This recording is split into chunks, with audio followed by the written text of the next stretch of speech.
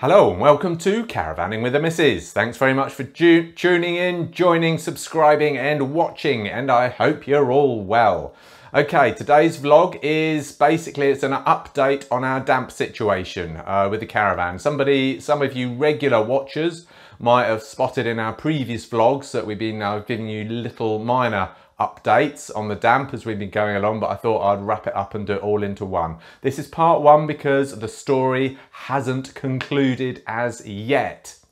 The reason I'm doing this vlog, several reasons, is because a number of people keep asking how the damp is going with the caravan and what we're doing about it. I thought I'd make as many of you guys aware of the problem because I suggest you check your caravans now because before it runs out of the relevant warranties. Because although we've got, in our Bailey caravans, we've got a 6-year body warranty, that doesn't cover any of the seals and stuff. They're only 3 years. Unfortunately, with my situation, we just about managed to convince Bailey that we spotted the leak before the 3 years were up, because initially they were saying that it wasn't covered under warranty. So yeah, I'd get out and check your undercarriage now, but wait to the end of the vlog. By the way, it's going to be a bit of a chatty vlog, so you might want to go and get yourself a cup of tea. If you do, pause it before you go, otherwise it'll be finished when you come back and probably playing the next vlog of whatever. Oh, and the other reason that I'm doing this vlog is I wouldn't mind just getting some of your opinions on what my dealer's up to. I'll let you know what the part the dealer's been playing in all this. If you think he's doing well, let us know. Or if you think, oh, he seems a bit dodgy and he should be they should be a bit more proactive, then let me know in the comments below. Okay, so first of all, I'll start with the timeline. At the beginning, roughly at the beginning of last year, 2023, I noticed some watermarks underneath the caravan. Just when you pop your head underneath, look upwards, you can just see some white watermarks on the black undercarriage. So I had a look at those, monitored those every time it rained. I nipped out to see if it was wet, and I did find several times I'd go out there, have a look, and the watermarks had actually got soaking wet. So after a little while of just monitoring the situation, about July 2023, I got in touch with my dealer, sent them photographs of the water underneath, and they asked me to take the caravan in. So I did. I brought the caravan into them, and they had it for about 2 weeks. Said they couldn't replicate the problem, so I brought the caravan back home. So that was in July 23. And then during the rest of the year in 2023, I kept noticing that the damp was still appearing when it had been raining and stuff. So in November 2023, I told the dealer, Rydale Caravans near Loughborough, just up the M1, near Shepshed. I told them about the problem again, sent them photographs. They said, okay, bring it in. So I brought it in for 2 more weeks. And again, they said they couldn't replicate the problem, so you're gonna have to take it away. So I popped in, that was in November, popped in and brought the caravan back in November. And then shortly after we got it home, there was a bit of snow, looked under the caravan, and sure enough, it was wet again. I told them that it's still damp underneath, just with a light brush of snow. So they said, well, monitor the situation until the end of January and then let us know what you found. So I did. Over Christmas and New Year, we went caravanning various sites. And it was still getting damp every now and then when it was raining. Not all the time when it rained, only sometimes. And also during that period, while we were in the caravan, Sadie noticed that one of the screws that the offside rear grab handle screws into the caravan body, that was dripping a little bit of water as well when it rained. So I took some photographs of that. And then by the end of January, I got in touch with the dealer again and told them our findings. Oh yeah, before I did that actually, also during January, because I had this nagging feeling, I thought, oh, I have a feeling where the water's coming in. So I had always had the nagging feeling during all this time.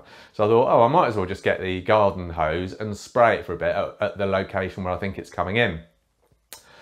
So I did that and looked underneath, and lo and behold, you can actually see it's starting to get damp again. So I carried on spraying the water. It was for about 20 minutes, a good 20 minutes of spraying, not particularly hard as you can see, just a little dribble. and then it's got wetter and wetter and wetter. So I thought, well, that's fairly conclusive. It's obviously coming in here. So I don't know why the dealer couldn't have spotted that when I took it in. I mean, they'd had it in total for about 4 weeks. I don't know why they couldn't spot that, because apparently they've got high pressure hoses and stuff. Yes, I know you shouldn't use high pressure on caravans, but I'm sure they know what they're doing and probably turn the pressure down or something. But anyway, so yeah, so the end of January.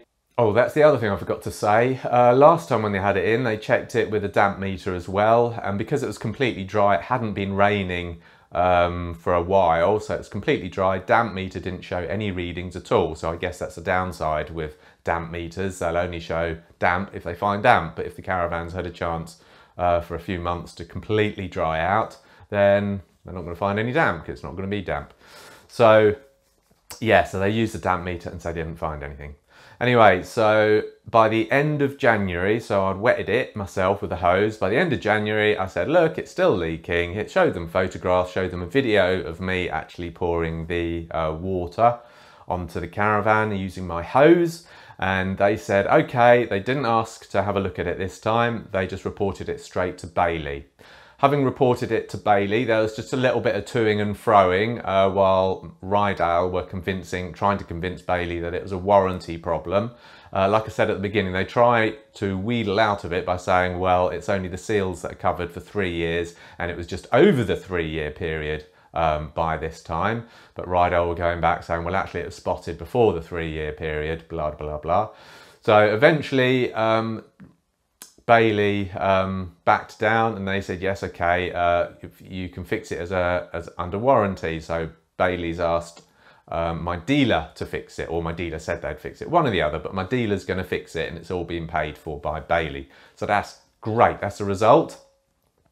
So the only thing is, of course, Bailey, the dealer, Rydal, are quite busy over this summer, so they've asked me to book it in September to get the work done. So I'm not sure if that's a good thing or a bad thing. It's a good thing from the point of view it gives me more time to find any more leaks or anything else wrong with the caravan. I can report it to them, get them to fix it at the same time. But then on the other hand, during all these months where it's not being fixed, it's just getting damper and damper and damper, and the wood's getting more rotten and rotten and rotten. Although it's not showing any signs of any rot. Although they did say as part of the repair, they're going to cut away the floor anyway. So they'll cut out all the damp wood and replace it with new wood. And they're also going to put new bumpers on it, grab handles and all sorts. Thousands and thousands of pounds worth of stuff, of repairs they're going to do, and seal it all up, obviously. I had a quick look actually on the old, the Bailey website. I forget the name of it, it'll come to me. But you know, the bits where you can get all the spares from, and one of these bumpers that they're getting is over £1,000 just for the little plastic, just for the plastic bit that goes on the, I think one of the plastic bits that goes on the back or the front, I think it might be in the front, costs £1,000, and that's one of the things they're ordering for me, so it's all new bits.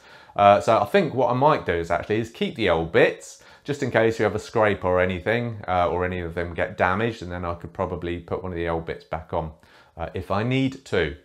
Anyway, so there's just a brief update. I will issue another update, a part 2, when the work has been done, so you can see what they've done and all the rest of it, and just to conclude the journey. Okay, so our next stop, if anybody's around, we're going to be next week. I say next week, that's going to be about the 7th, 8th of May onwards, 2024. We're going to be at Southport near sunny Liverpool, so if any of you lot are around, do pop in and say hi. Yeah, so I hope you've found this video interesting, and I hope you've enjoyed it, and thank you very much for watching. If you haven't subscribed, please subscribe. Also in our next vlog, I'll let you know how we're getting on with our Jackery, and I might have done a little adaptation to it as well. There you go. On that cliffhanger, I shall leave you there. So see you soon. Laters taters.